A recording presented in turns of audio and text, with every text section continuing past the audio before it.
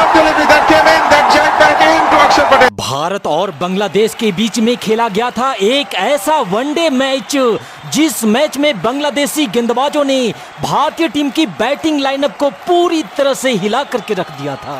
भारत का विकेट पतझड़ के सूखे पत्तों की तरह गिर रहा था और बांग्लादेशी नाच नाच करके भारतीय टीम की इस हालत के मजे ले रहे थे। देखते ही देखते पूरी भारतीय टीम मात्र 105 रनों पर ही ढेर हो जाती है और भारत को 105 पे ऑल आउट कर समस्त बांग्लादेश ने इस मैच को जीता हुआ समझकर वानरों की तरह उछलना कूदना भी शुरू कर दिया था। लेकिन रुको बांग्लादेश, जरा ठहरो, अभी इतनी भी जल्दी क्या है? अभी तो हवा में उड़ते तुम्हारे पैरों को जमीन पर पटकना बाकी है। सांस रोक देने वाले इस मैच का पूरा नजारा मैं आपको दिखाऊं, उससे पहले मैं चाहता हूं कि इस वीडियो पे आप एक लाइक देकर भारतीय टीम के सपोर्ट में आखिरी तक वीडियो में हमारे साथ बने रहें। स्वागत है आप सभी साथियों का शेरे बंगला नेशनल स्टेडियम मीरपुर से, जहां बांग्लादेश ने जीता है टॉस और भारत को पहले बल्लेबाजी करने का दिया है निमंत्रण। पहले ओवर की पहली गेंद रोबिन उथप्पा के पैरों से टकराकर फाइन लेग की तरफ गई है गेंद। लेग बाय के इस एक रन के साथ खुलेगा भारतीय टीम का खाता। ओवर की अगली गेंद जो सीधा रहाणे के पैड से जा टकराई है, एलबीडब्ल्यू की जोरदार अपील और इसी के साथ विकेट।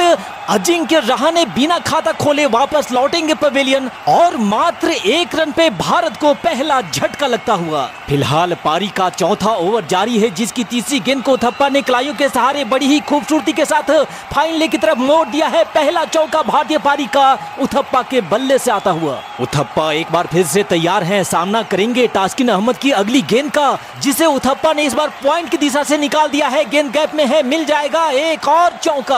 7.3 ओवर के बाद भारत 26 रन एक विकेट खोने के बाद और तास्किन अहमद की इस गेंद को उथप्पा हवा में उठाकर मारना चाहते थे पर सही से टाइम नहीं कर पाए। 14 रन बनाकर उथप्पा वापस लौटेंगे पवेलियन और 26 पे भारत को दूसरा झटका लगता हुआ। मीरपुर का स्टेडियम बांग्लादेशी नारों और उनके समर्थकों की दहाड़ से गूंज उठा था। यहाँ से आगे भारतीय टीम ने अपने खाते में महज 2 रन और जोड़े ही थे कि तभी नए बल्लेबाज अंबती रायडू भी मात्र 1 रन बना करके चलते बने और मात्र 28 पे भारत को तीसरा झटका भी अब लग चुका था। हालांकि यहां से आगे नए बल्लेबाज सुरेश रैना ने आते ही आक्रामक बल्लेबाजी करनी शुरू करी और पहले तो मुर्तजा को रडार में लेकर के एक शानदार चौका जड़ा और उसके बाद रैना ने तास्किन अहमद को भी आड़े हाथों में लिया और एक और शानदार चौका जड़ते हुए रैना ने भारतीय टीम से प्रेशर को थोड़ा कम जरूर किया था। यहाँ मुर्तजा की इस गेंद पर सुरेश रैना काफी भाग्यशाली रहे क्योंकि गेंद काफी देर तक हवा में थी, लेकिन अंततः 4 रनों के लिए सीमा रेखा को पार कर गई। यहाँ पर रन जैसे भी आए पर भारत के लिए रन आना बेहद जरूरी था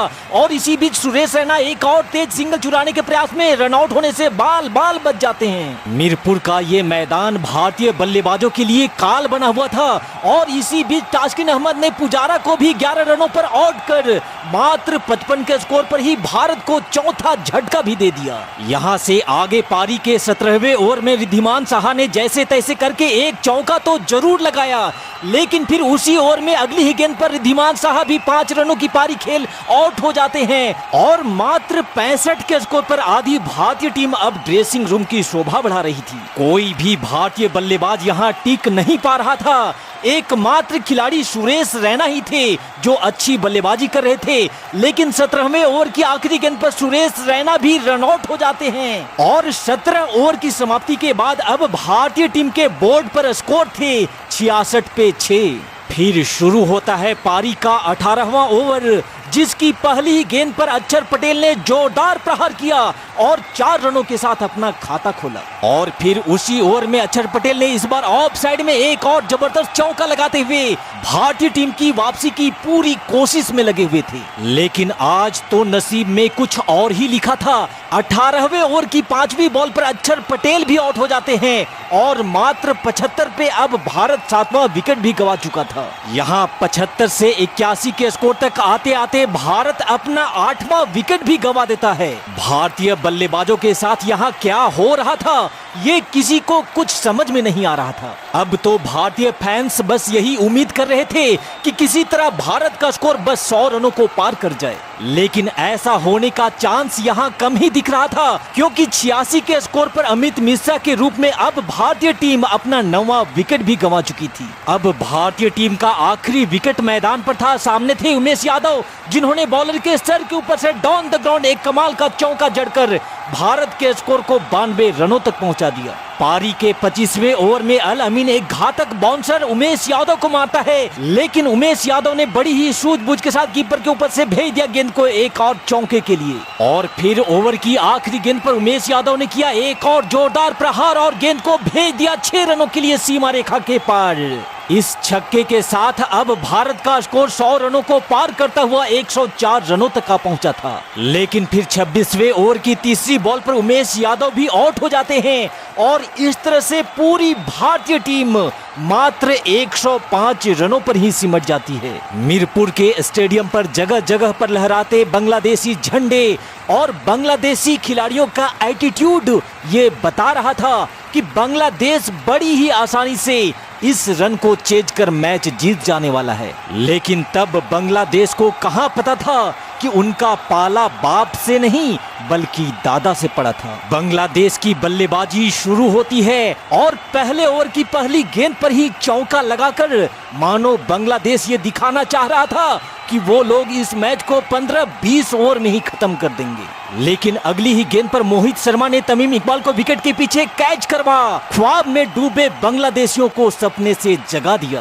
भारतीय पारी की जबरदस्त आगाज हो चुकी थी, लेकिन फिर मैदान पे बल्लेबाजी के लिए आता है मिथुन और मिथुन ने भी आते ही आक्रामक बल्लेबाजी करते हुए एक शानदार चौका जड़ दिया। चूंकि भारत के पास बोर्ड पर रन कम थे, इसलिए भारत को जरूरत थी जल्द ही एक और विकेट की। हालांकि मिथुन ने उसी ओवर में एक और चौका लगाकर अभी तक बांग्लादेशी खेमे को जलवा जलाल ही रखा था। लेकिन फिर तीसरे ओवर की आखिरी गेंद पर मोहित शर्मा ने दिला दी वो सफलता जिसकी जरूरत भारत को थी। इनामुल हक को भी बिना खाता खोले ही पवेलियन वापस भेज दिया गया था। अपने टीम की ये हालत देखकर बांग्लादेशी समर्थक जो पहले वानरों की तरह उछल कूद रहे थे, उनको अब मानो किसी सांप ने सूंघ लिया हो। हालांकि 2 विकेट खोने के बाद भी अभी तक मिथुन वैसा ही आक्रामक बल्लेबाजी किए जा रहा था।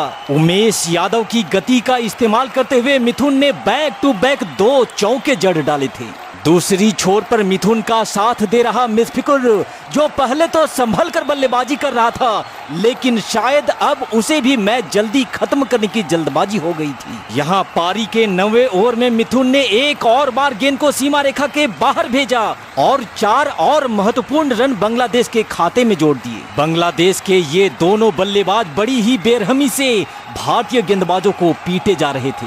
बांग्लादेशी खेमा एक बार फिर से जश्न के माहौल में डूब चुका था। लेकिन फिर 12वें ओवर की चौथी बॉल पर बिन्नी ने मुशफिकुर को विकेट के पीछे कैच करवा 44 पे बांग्लादेश को तीसरा झटका देकर एक बार फिर से भारत की जीत की उम्मीदों को जिंदा कर दिया। यहाँ से आगे बांग्लादेश ने अभी चंद रन और जोड़े ही थे कि तभी मिथुन की हीरोगिरी पे भी विराम लगाते हुए बिन्नी ने 50 के स्कोर पर बांग्लादेश को चौथा झटका दे दिया। इसके बाद तो भारतीय गेंदबाजों ने बांग्लादेश के विकेट को ऐसे गिराना शुरू कर दिया जैसे मैदान पे विकेट की बरसात शुरू हो गई हो।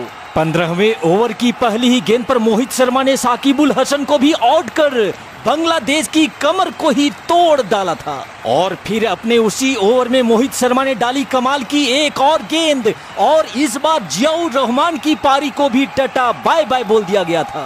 भारतीय टीम की बल्लेबाजी की मजाक उड़ाने वाले बांग्लादेशी खिलाड़ियों को अब उनकी औकात समझ में आ चुकी थी। बांग्लादेश पे अगला प्रहार एक बार फिर से बिन्नी ने किया और मोर्तजा के रूप में 56 के स्कोर पर बांग्लादेश को 8वां झटका दे दिया। इसी बीच बिन्नी की एक और कमाल की गेंद और एक और विकेट।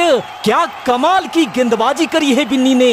मात्र 4 रन देकर 5 विकेट लेकर यहाँ पर बिन्नी ने बांग्लादेशी समर्थकों को माथा पीटने पे मजबूर कर दिया था। और फिर बांग्लादेश के आखिरी विकेट को भी बिन्नी ने ही ढाहा और इस तरह से भारतीय टीम का मजाक उड़ाने वाले बांग्लादेश को मात्र 58 रनों पर ही ऑल आउट कर दिया जाता है और इस लो स्कोरिंग मैच को भी भारत 47 रन से जीत लेता है। बांग्लादेश को सबक सिखाने वाली भारतीय टीम का ये जवाब अगर आपको पसंद आया हो तो इस वीडियो पे एक लाइक जरूर दीजिएगा और जाने से पहले चैनल को सब्सक्राइब करते हुए जाइएगा। Thanks for watching this video. जय हिंद, वंदे मातरम।